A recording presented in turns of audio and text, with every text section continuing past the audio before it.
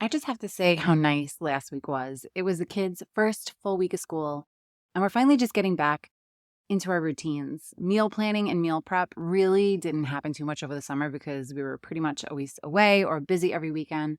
And it just felt really good to have part of Sunday blocked off to just set ourselves up for an easier week. Russ made some turkey chili to kick off Sunday football. I set up my habit tracker with all my goals, mostly my health related goals for the rest of the year, so I can get back to tracking. And now that I know what our weekdays are going to look like, I can confidently time block where I can exercise after I drop the kids off from school. So that feels really great.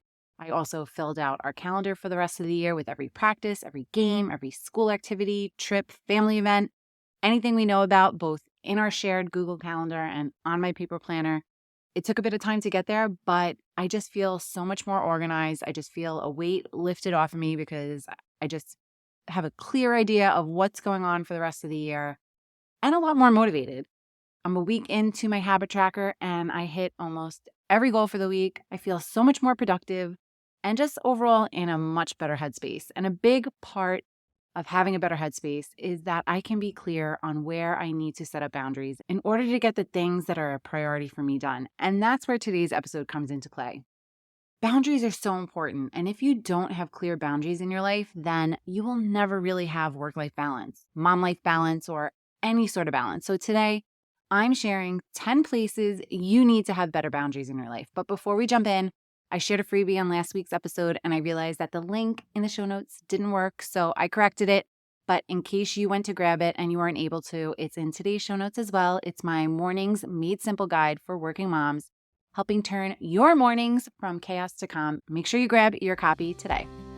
Are you feeling overwhelmed trying to juggle all the many hats you wear as a working mom? Do you want more quality time with your family without distraction of work, with time alone to take care of yourself and your needs?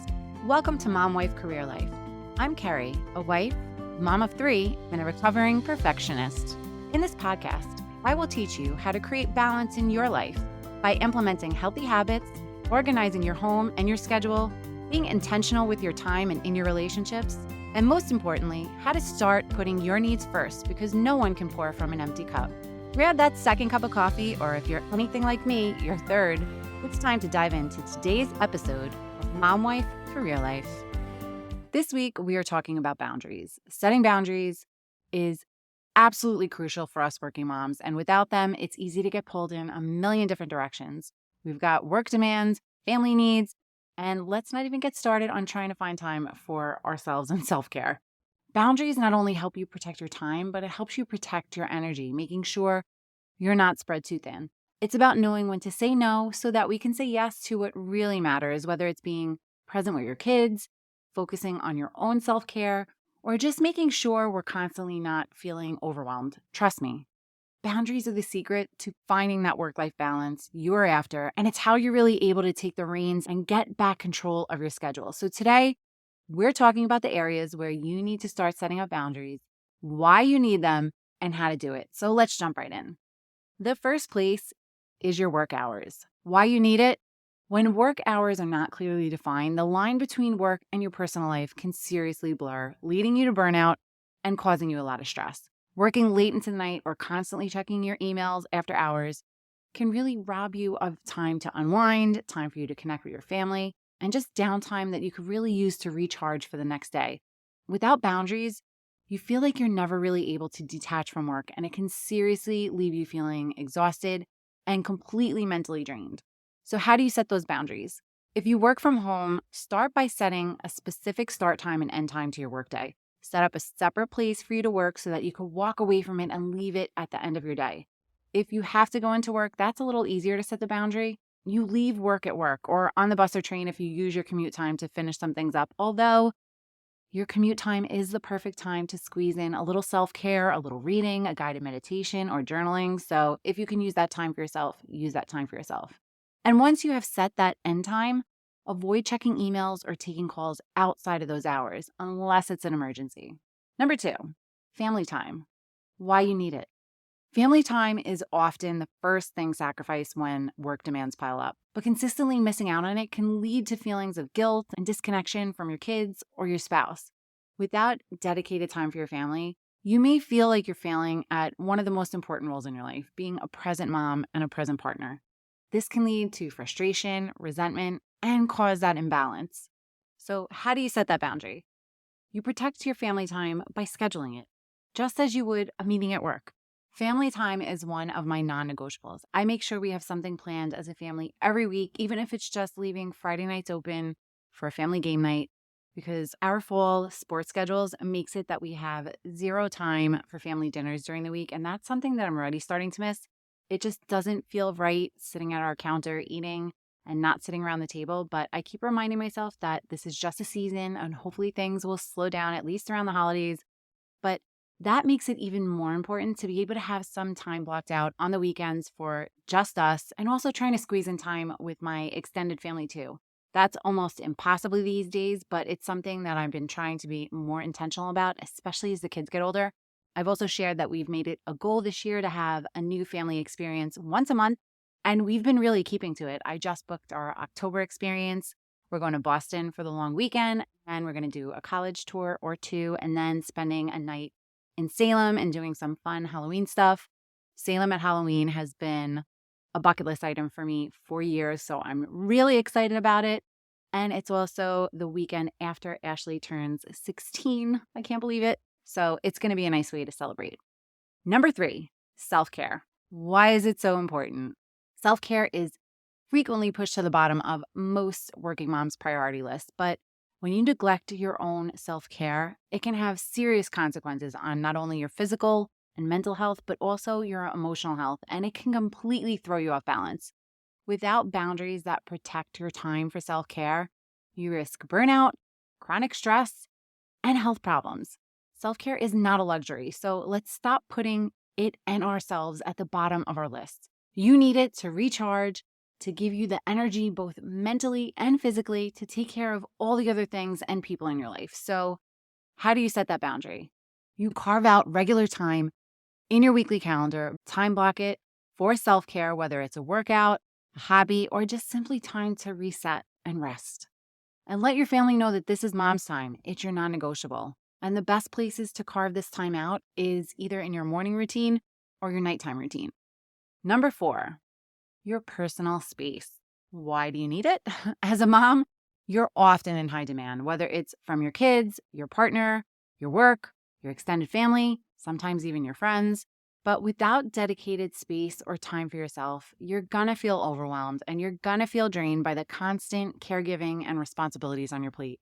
Personal space is so important for reflection, relaxation, recharging, allowing you to reconnect with yourself and to just avoid burnout. And sometimes we just need time and space to breathe.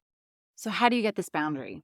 You need to create a space that is just for you in your home, a corner of your house, or even just time and space alone where you can recharge without any interruptions.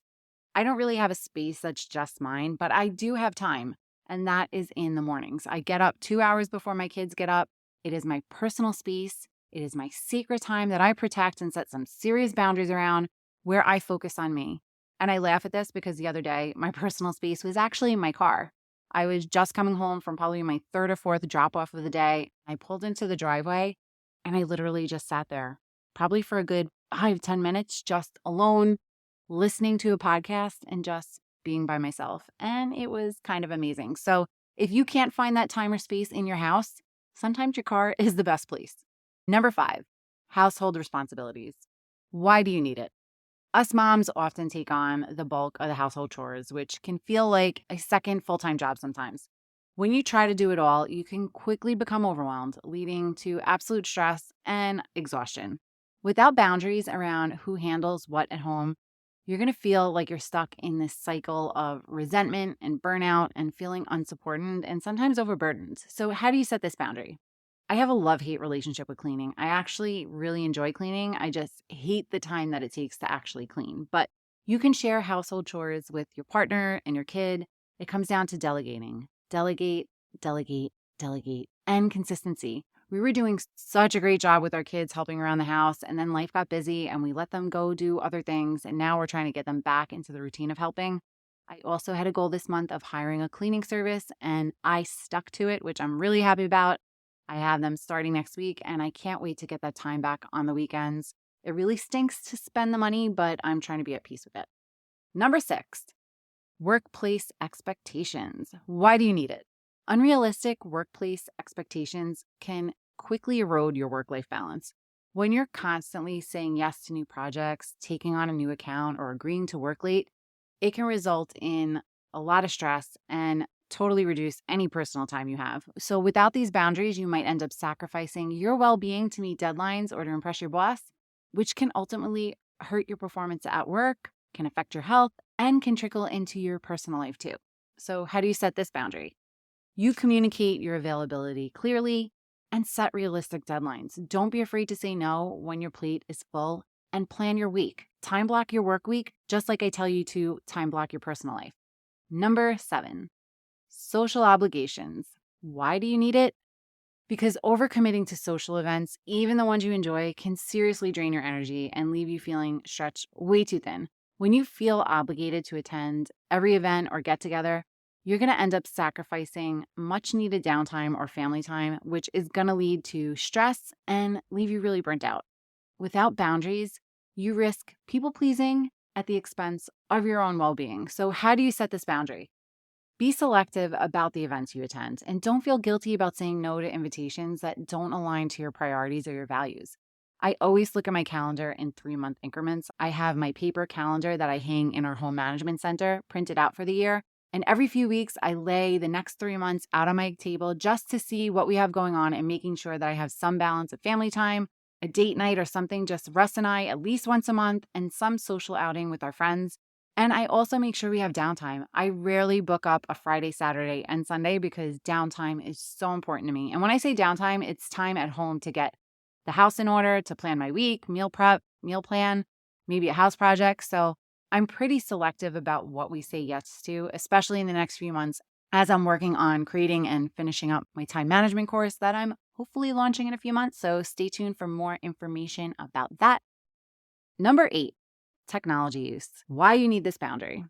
Technology can really be a double-edged sword. While it helps you stay connected, constant phone and computer use can really prevent you from being fully present with your family and getting the rest you need. The constant stream of notifications and information can lead to mental exhaustion and can make it difficult for you to disconnect from work if you're checking your work emails, and just make you disconnect from life outside of your family in general. So how do you do it? There are so many ways to set boundaries with your phone and your computer use, especially during family time and before bed. We have no phone rules when we're out to restaurants or eating dinner at home. Everyone has to pile their phones on the table because it's so easy to just pick up that phone. It's a habit for everyone. But also consider unplugged hours in the evenings. I have a great freebie to help you out with this one. It's my tech timeout guide for moms. It's filled with tips and tricks on how to help you put those boundaries in place to literally get hours back in your week. So check out the show notes to get your free guide today, and check out episode 31 on how to put down your cell phones and get more time back in your day. I highly recommend it. So I'll link that in the show notes as well. Number 9, kids' activities. Why does it matter? While it's natural to want your kids to have an enriching experience, overloading their schedules can cause you more stress. Managing multiple activities means more driving, more organizing, and less free time for yourself and your family, and less time for family dinners, which I'm learning too much this year. Without boundaries around kids' activities, you risk your life turning into a nonstop series of commitments leading to burnout and a lot less quality time together. So how do you set these boundaries? Limit the number of extracurricular activities your kids are involved in and prioritize quality family time over a jam-packed schedule. This is a big one and really a hard one, especially if you have more than one kid. We all want our kids to be active, to get them out of the house, get them off video games, get them doing something that they hopefully enjoy, get them socializing, and try to put them in a bunch of different things to try to find what their thing is. But they all come with a time commitment for you. I had to make the hard decision to not put Ashley in a teen golf program this fall because it required me to be driving her all over the place in the evenings. And I just couldn't wrap my head around how I could get that done and get my other two to where they needed to be. I also didn't put Michael in golf because he really wanted to try football out this fall, which is another thing I swore I would never let my kids do. But he loves it and I don't want to hold him back. But if he were to do both, again, I would have to get him from one practice to the other, and I would literally be spending 2 to 3 hours of my evening playing Uber driver for all the kids and would have zero time to get dinner made, have them fed, and I would go straight from working to driving and basically zero time to breathe in between in the evenings. I'm getting overwhelmed just thinking about it. So sometimes you just need to limit the things you're putting your kids into. Number 10, mental and emotional energy. Why is it important? As working moms, we often carry the mental load of keeping track of everyone's schedules, everyone's needs, everyone's emotions. This constant mental juggling can be exhausting and end up leaving you with little emotional energy for yourself. Without boundaries that protect your mental, emotional well being, you can end up feeling completely depleted, even anxious, and sometimes disconnected from your own needs and your own desires, which can sometimes lead to depression. So, how do you set this boundary? One great way is to set up a shared calendar for your family, especially with your partner. We live by our Google Calendar, and both Russ and I manage it. He helps by putting the kids' sports schedules on there, linking the sports app subscriptions in there if they're available. He also handles the dog's grooming schedule. I put pretty much everything else on there, but Russ is actually also the one that manages our social calendar, which I know is surprising for some. He makes sure we're hanging out with our friends. And this summer, we actually had summer passes for our local concert venue with a group of our friends. And it was the best investment we ever made. I think we went to 10 concerts. He's the one that put all the concerts we wanted to go to in our calendar, so I didn't have to think about it. And he coordinated all the plans. I know not everyone has a Russ in their life that's willing to take that on. But even just having a shared calendar and having weekly meetings with your spouse and your family to go over what's going on in the week and what you need him or her to do to help you tackle everything on the calendar, it can really go a long way to help lighten that mental load. Understanding the why behind these boundaries can really help you recognize the importance of protecting your time, protecting your energy, and your overall mental well-being. By setting and sticking to these boundaries, you're really starting to create that space you need for a more balanced and more fulfilling life where you can thrive both at work and, more importantly, at home. I'd love to hear how you're going to start setting boundaries this week. Head on over to our Facebook community, Work-Life Balance for Working Moms, and tell us all about it so we can help keep you accountable and so you can help inspire other moms just like you. If you don't already follow the show, take a second and hit that follow button so you never miss another episode. And if you have an extra second, scroll down and hit those 5 stars so you can help this podcast grow. Sending you so much love and light until next time on Mom Wife Career Life with Carrie Pat. Before you go, if you found this podcast helpful, I would be so grateful if you would take a minute, go on over to iTunes and leave me a review. If you have other stressed out mamas in your life that you feel this podcast could help, take a screenshot of this episode, post it on your Instagram stories and tag me, and let them know that they are not alone and they can create balance in their life too. If there's a topic you'd like me to cover or you just want to connect, DM me on Instagram at mom.wife.career.life. Or come on over and hang out in our free Facebook community, Work-Life Balance for Working Moms. Sending you so much love and light until next time on Mom Wife Career Life with Carrie Pat.